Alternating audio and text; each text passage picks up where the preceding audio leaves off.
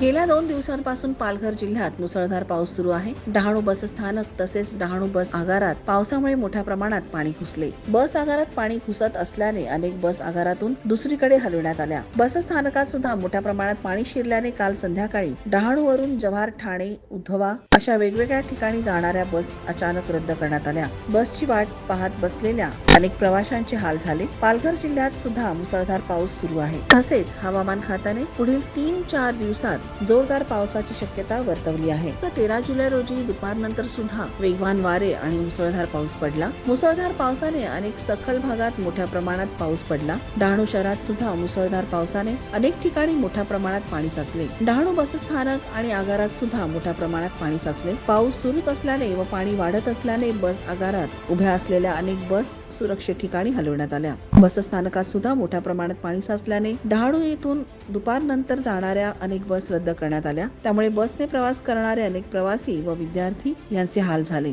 जोरदार पाऊस पडत असल्याने खासगी वाहने मिळणे सुद्धा अवघड झाले होते. त्यामुळे बसची वाट पाहणाऱ्या प्रवाशांना मिळेल त्या साधनाने प्रवास करत घर गाठावे लागले. बस स्थानकात पाणी साचले असले तरी सागर नाका येथून तरी बस सोडण्यात यावी अशी मागणी प्रवासी करत होते. परंतु आगारातील बस दुसरीकडे हलविण्यात असल्याने बस सोडता आल्या नाहीत.